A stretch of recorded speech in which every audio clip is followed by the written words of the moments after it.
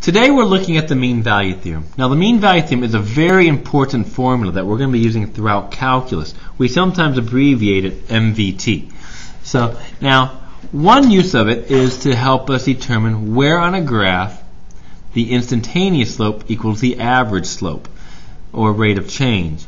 So what we can do is we take a look at our graph right here. First of all, f of x must be continuous and it must be differentiable. So those are the first two rules. So the first two rules for the mean value theorem is this.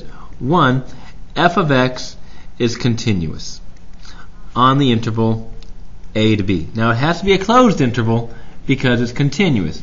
Two, f of x must be differentiable. Now differentiable is on an open interval because the derivative member can't exist at endpoints. If both of these are true, then what we're going to say is somewhere between a and b, the slope of my secant line, which is a line connecting a and b, is going to be equal to a tangent line slope. And we're going to find that in just a moment. But right now, let's just talk about the secant slope. Now, the secant slope is very easy. It's the secant line. It's easy to find f of b minus f of a over b minus a. And there's the slope of my secant line. Well, what the MVT is going to guarantee us is that somewhere on this line, on the function, I'm going to have a tangent line that has exactly the same slope. It's going to be parallel. And it's going to be right about here.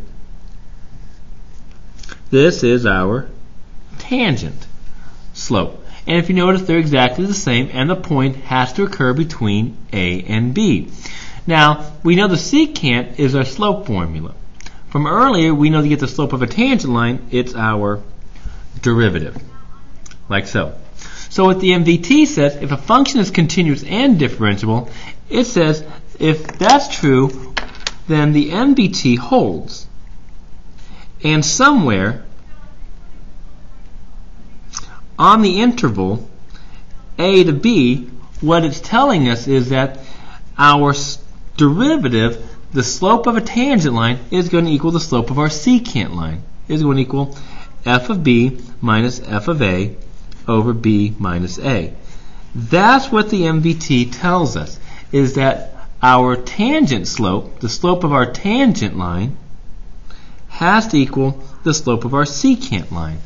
Now we have a fancy way of saying that. Earlier we talked about the tangent slope. We called that the instantaneous rate of change. It's going to equal our average rate of change. So what the whole purpose of the mean value theorem is to do is just to determine where on the graph does our instantaneous slope equal our average slope. And that's easy to do. We can take a look at a quick example. Let f of x equal, let's say, x squared minus 3. And we're going to go on the interval, let's say, 0 to 4. Okay? So, if I were to graph this graph right here, it's starting at negative 3 and going up to 4. That's 16 minus 3 is 13. So this is what my graph looks like. Well, if I find the slope between them, that's easy enough to do. The slope of my secant line, it's going to be 13 minus 3 minus a negative 3, so plus 3, over the difference in my x values, right, which is going to be 4 minus 0. So it's going to give me, what's that, 16 over 4, which is 4. What that is telling me, somewhere on this graph, between 0 and 4, the slope of my tangent line also has to be exactly 4. And that's pretty obvious. It comes from the IVT also, because the slope down here we know is 0, and as we go up, the slope gets steeper and steeper and steeper. And over at 4, we know the slope here is 8 because of the derivative. F prime of 4 is 8. So the slope, the derivative on 0 to 4, it goes from 0 to 8. So the slope itself is going to go from 0 to 8. It must cross 4. That's the intermediate value theorem right there. Our question is, where does it occur? Now I can kind of eyeball it, like so, right here. There it is. So there it is. There's my tangent line slope right here at this point. Now, but what we want to do is mathematically show where it occurs. It looks like it's almost halfway between them. Well, let's see how accurate we are. So mathematically, how do we do this? Well, one, we have to state, is f of x continuous on the closed interval? Yes, it's a parabola. It's continuous. 2, is f of x differentiable? It's a question you got to answer on the open interval 0 to 4. Yes, between 0 to 4, no corners, no cusp, nothing like that, so it's smooth.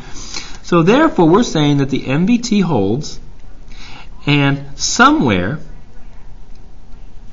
on the interval 0 to 4, the derivative f prime of x has to equal my tangent, my secant slope, f of b minus f of a over b minus a. Now, this is a formula.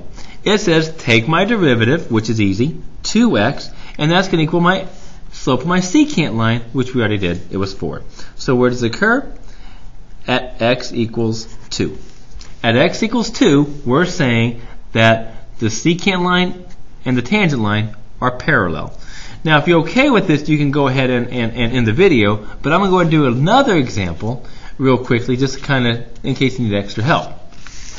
So, for number 2 here, let's look at the graph f of x equals x cubed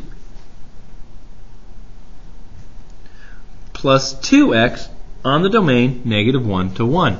Now this is a cubic graph. Now in this case right here, I'm too lazy to kind of figure out what it is to graph it, so I'm just going to do the math. I just want to know, is there any place on this graph where the instantaneous rate of change equals the average rate of change? And that's MVT. So 1, is f of x continuous? I got to write it down. Is continuous on the interval -1 to 1. Yes. 2, it's cubic. Of course it's continuous. Is f of x differentiable on the open interval -1 to 1? Has to be open. You will miss a point if you leave it closed. Yes, and that's all the conditions you need. Continuity, differentiability. If they both are satisfied, we know that the MVT must hold. And what does the MVT say? MVT holds, and somewhere on the interval -1 to 1, what we're saying is the slope of my secant line equals the slope of my tangent line. Or sometimes, like what we say is IROC equals AROC. And that's really, people ever say, what's MVT? IROC equals AROC. That is saying the slope of my tangent line has to equal the slope of my secant line. So how do I get the slope of my tangent line? Well, we know that's the derivative. The slope of my secant line, that's just my normal everyday slope formula, like so. And I just do it. Ready? My derivative. What's that going to become? 3x squared plus 2 equals. Now, this one's a little bit tougher. This is really saying f of 1 minus f of -1 over 1 minus the -1, so plus 1. So it's going to be over 2. I know that. If I plug it in, f of 1 is easy. That's going to become 3. F of -1, let's see here. That becomes -1 minus 2. So -3, so plus 3. And we get this. 3x squared plus 2 equals, that's 6 over 2, which is 3. And I can solve this. X squared equals 1/3. So therefore I get two answers, plus or minus the square root of 1/3. And in this case they both work, they're both in my domain. So that's how we do these. So take a look, try some of these, okay, and if you have any questions, please feel free to ask me. Bye.